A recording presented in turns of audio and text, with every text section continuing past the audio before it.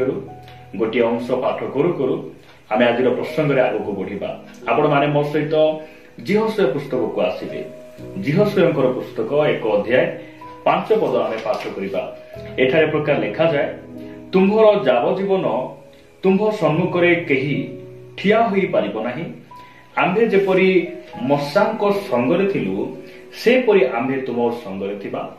ଆମ୍ଭେ ତୁମ ପ୍ରତି ନିରସ୍ତ ହେବା ନାହିଁ କି ତୁମ୍ଭକୁ ପରିତ୍ୟାଗ କରିବା ନାହିଁ।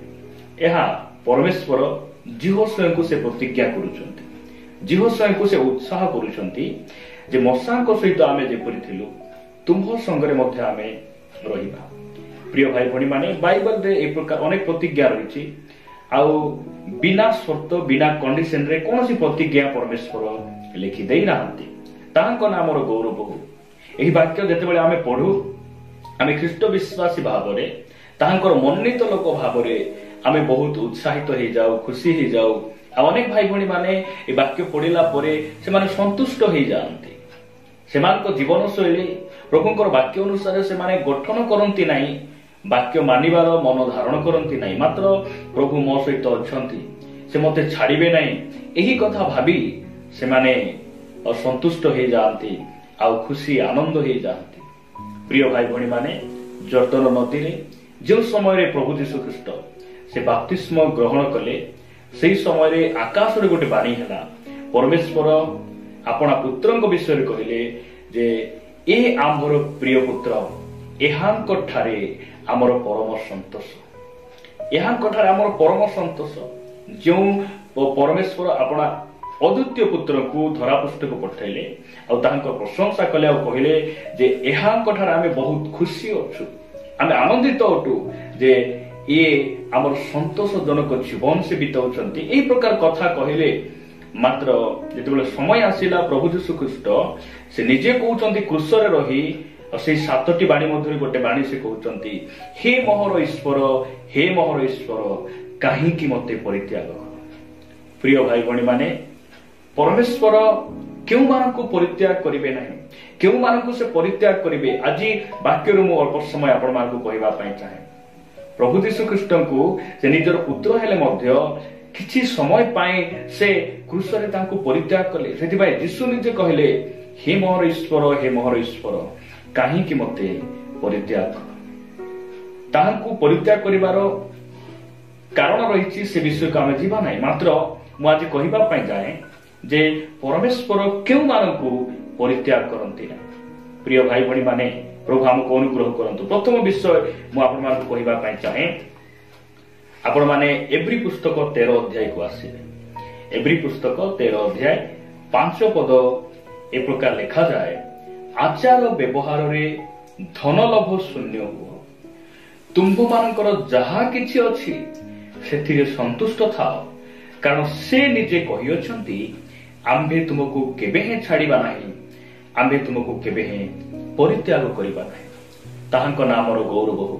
ପ୍ରିୟ ଭାଇ ଭଉଣୀ ମାନେ, କେତେ ସ୍ପଷ୍ଟ ସୁନ୍ଦର ଭାବରେ ଏବ୍ରୀ ପୁସ୍ତକର ଲେଖକ ଆମ ମାନଙ୍କ ନିମନ୍ତେ ସେ ଲେଖନ୍ତି ଯେ ତୁମେ ଆଚାର ବ୍ୟବହାରରେ ଧନଲୋଭ ଶୂନ୍ୟ ହୁଅ, ଆଉ ତୁମ୍ଭମାନଙ୍କର ଯାହା କିଛି ଅଛି ସେଥିରେ ସନ୍ତୁଷ୍ଟ ରୁହ। ଯେଉଁମାନେ ପରମେଶ୍ୱର ଯାହା ଦେଇଛନ୍ତି ସେଥିରେ ସନ୍ତୁଷ୍ଟ ରୁହନ୍ତି ଆଉ ଧନଲୋଭ ଶୂନ୍ୟ ଜୀବନ ଯାପନ କରନ୍ତି, ପରମେଶ୍ୱର ସେମାନଙ୍କୁ ପରିତ୍ୟାଗ କରନ୍ତି ନାହିଁ, ତାଙ୍କ ସଙ୍ଗରେ ରୁହନ୍ତି। ପ୍ରିୟ ଭାଇ ଭଉଣୀ ମାନେ, ଆଜି ଦିନରେ ଅନେକ ଖ୍ରୀଷ୍ଟିଆନ ଭାଇ ଭଉଣୀ ମାନଙ୍କୁ ଆପଣ ଦେଖିବେ, ସେମାନେ ଗୋଟିଏ ମୋବାଇଲରେ ସନ୍ତୁଷ୍ଟ ନୁହନ୍ତି, ଗୋଟିଏ ସାର୍ଟ ଗୋଟିଏ ପ୍ୟାଣ୍ଟରେ ସେମାନେ ସନ୍ତୁଷ୍ଟ ନୁହନ୍ତି, ଗୋଟିଏ ଘର ଗୋଟିଏ ଗାଡିରେ ସେମାନେ ସନ୍ତୁଷ୍ଟ ନୁହନ୍ତି। ଜୋତା ଥାଉ ଥାଉ ଆହୁରି ଜୋତା କିଣନ୍ତି, ସେମାନେ ଶାଢୀ ଥାଉ ଥାଉ ଆହୁରି ଶାଢୀ କିଣନ୍ତି। କୌଣସି ବିଷୟରେ ସେମାନେ ସନ୍ତୁଷ୍ଟ ନୁହନ୍ତି। ଯେତେ ଦରମା ବଢିଲେ ମଧ୍ୟ, ପ୍ରମୋସନ ହେଲେ ମଧ୍ୟ, ସେମାନେ ସୁନା କିଣିଲେ ମଧ୍ୟ କୌଣସି ବିଷୟରେ ସେମାନେ ସନ୍ତୁଷ୍ଟ ନୁହନ୍ତି। ବାଇବେଲ କହେ, ଯେଉଁମାନେ ଯାହା କିଛି ଅଛି ସେଥିରେ ସନ୍ତୁଷ୍ଟ ରୁହନ୍ତି, ପରମେଶ୍ୱର ସେମାନଙ୍କୁ ପରିତ୍ୟାଗ କରନ୍ତି ନାହିଁ, ପରମେଶ୍ୱର ସେମାନଙ୍କୁ ଛାଡନ୍ତି ନାହିଁ। ପ୍ରିୟ ଭାଇ ଭଉଣୀ ମାନେ, ଆଜି ଅନେକ ଲୋକଙ୍କର ଜୀବନ ଅବାଟକୁ ଯାଇଛି, କାରଣ ସେମାନେ ଅଳ୍ପ ପଇସାରେ ସନ୍ତୁଷ୍ଟ ହେଲେ ନାହିଁ। ସେମାନେ ଯେଉଁ ଅଳ୍ପ ଛୋଟ ଘରରେ ସେମାନେ ସନ୍ତୁଷ୍ଟ ହେଲେ ନାହିଁ, ସେଥିପାଇଁ ଧନ ଲୋଭରେ ବିଭିନ୍ନ ଲୋକମାନଙ୍କ ସହିତ ମିଶି ସେମାନେ ଅନ୍ୟାୟରେ ଟଙ୍କା ଉପାର୍ଜନ କରିବାକୁ ମଧ୍ୟ ଅବାଟକୁ ପଳେଇଲେ। କାହିଁକି? କାରଣ ସେମାନେ ସନ୍ତୁଷ୍ଟ ହେଲେ ନାହିଁ, ସନ୍ତୁଷ୍ଟ ହେବା ଶିଖିଲେ ନାହିଁ। ପ୍ରିୟ ଭାଇ ଭଉଣୀ ମାନେ, ପ୍ରଭୁ ଆମକୁ ଅନୁଗ୍ରହ କରନ୍ତୁ। ପରମେଶ୍ୱର ଆମକୁ ଯାହା ଦେଇଛନ୍ତି ସେଥିରେ ଆମେ ସନ୍ତୁଷ୍ଟ ରହିବା, କାରଣ ସେ କହିଛନ୍ତି ଯଦି ଆମେ ସନ୍ତୁଷ୍ଟ ରହିବା, ଧନଲୋଭ ଶୂନ୍ୟ ଜୀବନ ଯାପନ କରିବା, ସେ ଆମକୁ କେବେ ପରିତ୍ୟାଗ କରିବେ ନାହିଁ, ଆମକୁ ଛାଡ଼ିବେ ନାହିଁ। ଆଉ ଏହା ଈଶ୍ୱରଙ୍କର ବାକ୍ୟ ଅଟେ। ପ୍ରିୟ ଭାଇ ଭଉଣୀ ମାନେ, ଦ୍ୱିତୀୟ ବିଷୟ ଆପଣମାନଙ୍କ ନିକଟରେ ମୁଁ ରଖିବା ପାଇଁ ଚାହେଁ। ଆପଣମାନେ ଗୀତ ସଂହିତାକୁ ଆସିବେ। ଗୀତ ସଂହିତା 27 ଅଧ୍ୟାୟ 8 ପଦରୁ 10 ପଦ ପର୍ଯ୍ୟନ୍ତ ମୁଁ ଆମ ସମସ୍ତଙ୍କ ନିମନ୍ତେ ପାଠ କରିବା ପାଇଁ ଚାହେଁ। ଲେଖାଯାଏ, ଯେତେବେଳେ ତୁମ୍ଭେ କହିଲ, ଏହା ଦାଉଦଙ୍କର ପ୍ରଶଂସା ଅଟେ, ଏହା ଦାଉଦଙ୍କର ସ୍ତୁତି ଅଟେ। ସେ ପରମେଶ୍ୱରଙ୍କୁ କହୁଛନ୍ତି, ଯେତେବେଳେ ତୁମ୍ଭେ କହିଲ, ତୁମ୍ଭେ ମାନେ ମୋର ମୁଖ ଅନ୍ୱେଷଣ କର, ମୋ ଅନ୍ତଃକରଣ ତୁମ୍ଭକୁ କହିଲା, ସଦାପ୍ରଭୁ ମୁଁ ତୁମ୍ଭର ମୁଖ ଅନ୍ୱେଷଣ କରିବି। ମୋ ଠାରୁ ଆପଣା ମୁଖ ଲୁଚାଅ ନାହିଁ, କ୍ରୋଧରେ ଆପଣା ଦାସକୁ ଦୂର କର ନାହିଁ। ତୁମ୍ଭେ ମୋହର ସହାୟ ହୋଇଅଛ, ହେ ମୋହର ପରିତ୍ରାଣର ପରମେଶ୍ୱର, ମତେ ଦୂର କର ନାହିଁ, କେଉ ବା ପରିତ୍ୟାଗ କର ନାହିଁ। 10 ପଦରେ ଲେଖାଯାଏ, କାରଣ ମୋହର ପିତା ଓ ମୋହର ମାତା ମତେ ପରିତ୍ୟାଗ କରିଅଛନ୍ତି, ମାତ୍ର ସଦାପ୍ରଭୁ ମତେ ଉଠେଇ ନେବେ। ପ୍ରିୟ ଭାଇ ଭଉଣୀ ମାନେ, ସେହି ବ୍ୟକ୍ତିମାନଙ୍କୁ ଯେଉଁମାନେ ପରମେଶ୍ୱରଙ୍କ ମୁଖକୁ ଅନ୍ୱେଷଣ କରନ୍ତି। ପରମେଶ୍ୱରଙ୍କ ମୁଖକୁ ଅନ୍ୱେଷଣ କରିବାର ଅର୍ଥ କଣ ହେଇପାରେ? ତାହାଙ୍କର ବାକ୍ୟକୁ ଖୋଜିବା, ତାହାଙ୍କ ମୁଖରୁ ବାକ୍ୟ ନିର୍ଗତ ହୁଏ, ଆଉ ତାହାଙ୍କର ପରାମର୍ଶ, ତାହାଙ୍କର ଶାସନ, ତାହାଙ୍କର ସେ ବିଧିକୁ ହୃଦୟ ମଧ୍ୟରେ ସଞ୍ଚୟ କରିବା, ଆଉ ତାଙ୍କର ବାକ୍ୟକୁ ଭଲ ପାଇବା। ଏହି ପ୍ରକାର ଲୋକମାନଙ୍କୁ ପରମେଶ୍ୱର କେବେ ମଧ୍ୟ ପରିତ୍ୟାଗ କରିବେ ନାହିଁ। ହେଇପାରେ ତାଙ୍କର ମା ଛାଡ଼ି ପାରନ୍ତି, ତାଙ୍କର ବାପା ଛାଡ଼ି ପାରନ୍ତି, ପରିଜନ ଛାଡ଼ି ପାରନ୍ତି, ସମାଜ ପରିତ୍ୟାଗ କରିପାରନ୍ତି, କିନ୍ତୁ ବାଇବେଲ କହେ ପରମେଶ୍ୱର ସେମାନଙ୍କୁ ପରିତ୍ୟାଗ କରିବେ ନାହିଁ, ସେମାନଙ୍କୁ ସେ ଉଠେଇ ନେବେ। ପ୍ରଭୁ ଯୀଶୁ ଖ୍ରୀଷ୍ଟ ଏହି ଧରାପୃଷ୍ଠରେ ଥିବା ସମୟରେ ସେ ଶିକ୍ଷା ଦେଲେ ଯେ ତୁମ୍ଭେ ମାନେ ପ୍ରଥମରେ ତାହାଙ୍କର ରାଜ୍ୟ ଆଉ ଧାର୍ମିକତାକୁ ଅନ୍ୱେଷଣ କର। ଯେଉଁମାନେ ପରମେଶ୍ୱରଙ୍କୁ ଖୋଜନ୍ତି, ପରମେଶ୍ୱରଙ୍କ ମୁଖକୁ ଅନ୍ୱେଷଣ କରନ୍ତି, ପ୍ରିୟ ଭାଇ ଭଉଣୀ ମାନେ, ପରମେଶ୍ୱର ସେମାନଙ୍କୁ ଛାଡ଼ନ୍ତି ନାହିଁ। ଦୁନିଆ ଛାଡ଼ିପାରେ, ଚାକିରି ଛାଡ଼ିପାରେ, ଜବ୍, କୌଣସି ଟଙ୍କା ସୁନା ବନ୍ଧୁବର୍ଗ ଛାଡ଼ି ପାରନ୍ତି, ମାତ୍ର ପରମେଶ୍ୱର ସେମାନଙ୍କୁ ଛାଡ଼ି ପାରନ୍ତି ନାହିଁ। ପ୍ରଭୁଙ୍କ ନାମର ଗୌରବ ହଉ। ମୁଁ ଆପଣମାନଙ୍କ ନିକଟରେ ତୃତୀୟ ବିଷୟ ରଖିବା ପାଇଁ ଚାହେଁ। ଆପଣମାନେ ପ୍ରଥମ ସାମୁଏଲ 12 ଅଧ୍ୟାୟକୁ ଆସିବେ। ପ୍ରଥମ ସାମୁଏଲ 12 ଅଧ୍ୟାୟ 20ରୁ 22 ପଦ ପର୍ଯ୍ୟନ୍ତ ଆମେ ପାଠ କରିବା। ଏଠାରେ ପ୍ରକାର ଲେଖାଯାଏ, ଏଥିରେ ସାମୁଏଲ ଲୋକମାନଙ୍କୁ କହିଲେ, ଭୟ ନ କର, ତୁମ୍ଭେମାନେ ଏହି ସମସ୍ତ ମନ୍ଦତା କରିଅଛ ପ୍ରମାଣ, ତଥାପି ସଦାପ୍ରଭୁଙ୍କ ପଶ୍ଚାତ ଗମନରୁ ବିମୁଖ ହୁଅ ନାହିଁ, ମାତ୍ର ଆପଣମାନଙ୍କ ସମସ୍ତ ଅନ୍ତଃକରଣ ସହିତ ସଦାପ୍ରଭୁଙ୍କର ସେବା କର। ପୁଣି ତୁମ୍ଭେମାନେ ବିପଥଗାମୀ ନ ହୁଅ, ଯଦି ହୁଅ ତେବେ ତୁମେମାନେ ଅବସ୍ତୁ ସକଳର ଅନୁଗାମୀ ହେବ। ସେମାନେ ଉପକାର କି ରକ୍ଷା କରିବାକୁ ଅସମର୍ଥ, ଯେହେତୁ ସେମାନେ ଅବସ୍ତୁ। 22 ପଦ ଲେଖାଯାଏ, ସଦାପ୍ରଭୁ ଆପଣା ମହାନାମ ସକାଶୁ ଆପଣା ଲୋକମାନଙ୍କୁ ତ୍ୟାଗ କରିବେ ନାହିଁ, କାରଣ ତୁମ୍ଭମାନଙ୍କୁ ଆପଣା ଲୋକ କରିବା ପାଇଁ ସଦାପ୍ରଭୁ ସନ୍ତୁଷ୍ଟ ହୋଇଅଛନ୍ତି। ପ୍ରଭୁଙ୍କ ନାମର ଗୌରବ ହଉ।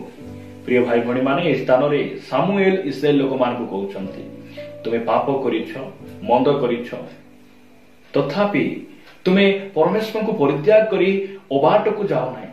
ତୁମେ ଅନୁତାପ କର, ଫେରି ଆସ, ତୁମେ ପ୍ରଭୁଙ୍କର ସେବା କରିବା ପାଇଁ ସମ୍ପୂର୍ଣ୍ଣ ହୃଦୟ ସହିତ ତାଙ୍କର ସେବା କରିବା ପାଇଁ ତୁମେ ଲାଗି ରୁହ। ସେ ତୁମକୁ ପରିତ୍ୟାଗ କରିବେ ନାହିଁ, ତୁମକୁ ଆପଣା ଲୋକ କରିବା ପାଇଁ ସେ ସନ୍ତୁଷ୍ଟ ହେବେ। ପ୍ରିୟ ଭାଇ ଭଉଣୀ ମାନେ, ହେଇପାରେ ଆଜି ଆମେ ଜଣାତରେ ଅଜଣାତରେ କୌଣସି ଭୁଲ କରିଛୁ, ପାପ କରିଛୁ। ଯଦି ଆମେ ସମ୍ପୂର୍ଣ୍ଣ ହୃଦୟ ସହିତ ପ୍ରଭୁଙ୍କ ନିକଟକୁ ଫେରି ଆସିବା, ପରମେଶ୍ୱର ଆମକୁ କଣ କରିବେ? ଛାଡ଼ିବେ ନାହିଁ, ଆମକୁ ସେ ପରିତ୍ୟାଗ କରିବେ ନାହିଁ, ଆମକୁ ସେ ପୁନର୍ବାର ଗ୍ରହଣ କରିବେ। ଆପଣ ଅପବିୟ ପୁତ୍ରଙ୍କ କଥା ଚିନ୍ତା କରନ୍ତୁ। ଅପବିୟ ପୁତ୍ର ପିତାଙ୍କ ଦୃଷ୍ଟିରେ ପାପ କଲେ, ପରମେଶ୍ୱରଙ୍କ ବିରୁଦ୍ଧରେ ଯାହା କରିବା, ପରମେଶ୍ୱରଙ୍କ ବିରୁଦ୍ଧରେ ଯେଉଁ ପରମେଶ୍ୱରଙ୍କ ଦୃଷ୍ଟିରେ ଯାହା ମନ୍ଦ, ତାହା ହିଁ ସେ କଲେ। ମାତ୍ର ସେ ସମ୍ପୂର୍ଣ୍ଣ ହୃଦୟ ସହିତ ଫେରି ଆସିଲେ ଆଉ କହିଲେ, ବାପା, ମୁଁ ତୁମର ପୁଅ ବୋଲି ଡକାଯିବାର ଯୋଗ୍ୟତା ମୋ ପାଖରେ ନାହିଁ, ମତେ ମୂଲିଆ ପରି ରଖ। ତାଙ୍କର ପିତା ତାଙ୍କୁ ଦାସ ପରି ଦେଖିଲେ ନାହିଁ, ନିଜ ପୁତ୍ର ପରି ଦେଖିଲେ, ତାଙ୍କୁ ଘରରୁ ଘୋଡ଼ି ଦେଲେ ନାହିଁ, ପରିତ୍ୟାଗ କରିଦେଲେ ନାହିଁ, ସେ ଗ୍ରହଣ କଲେ। ପ୍ରିୟ ଭାଇ ଭଉଣୀ ମାନେ, ଲେଖାଯାଏ ଯେ ଯେଉଁମାନେ ସମ୍ପୂର୍ଣ୍ଣ ହୃଦୟ ସହିତ ତାଙ୍କର ସେବା କରନ୍ତି ପରମେଶ୍ୱର ସେମାନଙ୍କୁ ପରିତ୍ୟାଗ କରନ୍ତି ନାହିଁ। ସେ ଆପଣାର ଲୋକ କରନ୍ତି, ସେ କଣ କରନ୍ତି ନାହିଁ, ଅଗ୍ରାହ୍ୟ କରନ୍ତି ନାହିଁ, ସେ ଗ୍ରହଣ କରନ୍ତି। ପ୍ରିୟ ଭାଇ ଭଉଣୀ ମାନେ, ମୁଁ ଚତୁର୍ଥ ବିଷୟ ଆଉ ଶେଷ ବିଷୟ ଆପଣମାନଙ୍କ ନିକଟରେ ରଖିବା ପାଇଁ ଚାହେଁ। ମାଥ୍ୟୁ ଲିଖିତ ସୁସମାଚାର 28 ଅଧ୍ୟାୟକୁ ଆସିଲେ। ମାଥ୍ୟୁ ଲିଖିତ ସୁସମାଚାର 28 ଅଧ୍ୟାୟ 20 ପଦରେ ପ୍ରଭୁ ଯୀଶୁଖ୍ରୀଷ୍ଟ ତାହାଙ୍କର ମହାନ ଆଜ୍ଞା ଯେତେବେଳେ ସେ ଦେଲେ, ସେହି ସମୟରେ ସେ ଆପଣ ଶିଷ୍ୟମାନଙ୍କୁ କହିଲେ, ଲେଖାଯାଏ, ମୁଁ ତୁମ୍ଭମାନଙ୍କୁ ଯେଉଁ ଯେଉଁ ଆଜ୍ଞା ଦେଇଅଛି ସେହି ସବୁ ପାଳନ କରିବାକୁ ଶିକ୍ଷା ଦେଇ ସେମାନଙ୍କୁ ଶିଷ୍ୟ କର। ଆଉ ଦେଖ, ଯୁଗାନ୍ତ ପର୍ଯ୍ୟନ୍ତ ସଦା ସର୍ବଦା ମୁଁ ତୁମ୍ଭମାନଙ୍କ ସଙ୍ଗେ ସଙ୍ଗେ ଅଛି। କେତେ ମହାନ ଆଉ ଗୌରବ ଆଉ ଆଶୀର୍ବାଦର ବିଷୟ ପ୍ରିୟ ଭାଇ ଭଉଣୀ ମାନେ। ପ୍ରଭୁ ଯୀଶୁଖ୍ରୀଷ୍ଟ ସେ ପ୍ରତିଜ୍ଞା କରିଛନ୍ତି, ତୁମେ କଣ କଲେ ମୁଁ ତୁମ ସହିତ ରହିବି? ତୁମେ ଦାନ ଦେଲେ, ତୁମେ ମଣ୍ଡଳୀକୁ ଗଲେ, ତୁମର ଜୀବନ ଯେମିତି ବି ଥାଉ ଦାନ ଦେଉଥାଅ, ମଣ୍ଡଳୀରେ ଯାଉଥାଅ, এই ପ୍ରକାର କଥା ସେ କହିଲେ ନାହିଁ। ସେ କହିଲେ, ମୁଁ ତୁମମାନଙ୍କୁ ଯେଉଁ ଯେଉଁ ଆଜ୍ଞା ଦେଇଛି, କେଉଁ ଆଜ୍ଞା? ମାଥ୍ୟୁରୁ ପ୍ରକାଶିତ ପର୍ଯ୍ୟନ୍ତ ଯେଉଁ ସବୁ ସମ୍ପୂର୍ଣ୍ଣ ଆଜ୍ଞା ଗୁଡ଼ିକ ସେ ଦେଇଛନ୍ତି, ଡାହାଣ ଗାଳରେ ଚାପୁଡ଼ା ମାରିଲେ ବାହା ଗାଳରେ ଦେଖାଯାଏ, ଏସବୁ ଆଜ୍ଞା ଅଟେ, ଏସବୁ ତାଙ୍କର ବିଧିବିଧାନ, ତାଙ୍କର ପରାମର୍ଶ ଅଟେ। ପ୍ରିୟ ଭାଇ ଭଉଣୀ ମାନେ, ଏ ସବୁ ବିଷୟ ତୁମେ କଣ କରିବ? ପାଳନ କରିବାକୁ ଶିକ୍ଷା ଦେଇ ସେମାନଙ୍କୁ ତୁମେ ଯଦି ଶିଷ୍ୟ କରିବ, ତାହେଲେ ମୁଁ ତୁମ ସଙ୍ଗରେ ରହିବି, ତାହେଲେ ମୁଁ ତୁମକୁ ପରିତ୍ୟାଗ କରିବି ନାହିଁ। ପ୍ରଭୁଙ୍କ ନାମର ଗୌରବ ହଉ। ଏସବୁ ପ୍ରତିଜ୍ଞା, ଏସବୁ ଆଶୀର୍ବାଦ ନିମନ୍ତେ ଆମେ ତାହାଙ୍କୁ କେତେ ଧନ୍ୟବାଦ ଦେବାର ଆବଶ୍ୟକ ରହିଛି। ପ୍ରିୟ ଭାଇ ଭଉଣୀ ମାନେ, ସେମାନଙ୍କୁ ଛାଡ଼ନ୍ତି ନାହିଁ, ଯେଉଁମାନେ ଯାହା କିଛି ଅଛି ସେଥିରେ ସନ୍ତୁଷ୍ଟ ଥାନ୍ତି। ପରମେଶ୍ୱର ସେମାନଙ୍କୁ ଛାଡ଼ନ୍ତି ନାହିଁ, ଯେଉଁମାନେ ସର୍ବଦା ସବୁ ସମୟରେ ପ୍ରଥମରେ ତାଙ୍କର ରାଜ୍ୟ ଆଉ ତାଙ୍କର ମୁଖର ବାକ୍ୟକୁ ଅନ୍ୱେଷଣ କରନ୍ତି।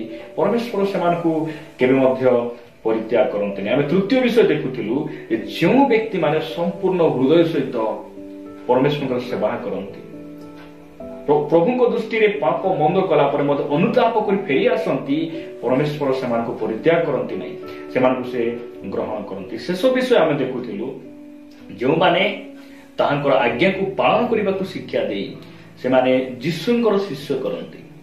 ନିଜର ଶିଷ୍ୟ ନାହିଁ, ନିଜ ସଂସ୍ଥାର ଶିଷ୍ୟ ନାହିଁ, ନିଜ ମଣ୍ଡଳୀର ଶିଷ୍ୟ ନାହିଁ, ଯୀଶୁଙ୍କର ଶିଷ୍ୟ କରିବା ପାଇଁ ସେମାନେ ଶିକ୍ଷା ଦେଇ ଶିଷ୍ୟ କରନ୍ତି। ପରମେଶ୍ୱର ସେମାନଙ୍କ ସଙ୍ଗରେ ଥାନ୍ତି, ସଦା ସର୍ବଦା ଯୁଗାନ୍ତ ପର୍ଯ୍ୟନ୍ତ ତାଙ୍କ ସଙ୍ଗରେ ରୁହନ୍ତି। ପ୍ରିୟ ଭାଇ ଭଉଣୀମାନେ, ପ୍ରଭୁ ଏହି ବାକ୍ୟ ଦ୍ୱାରା ଆମ ସମସ୍ତଙ୍କୁ ପ୍ରଚୁର ଭାବରେ ଆଶୀର୍ବାଦ କରନ୍ତୁ। ଆମେନ୍।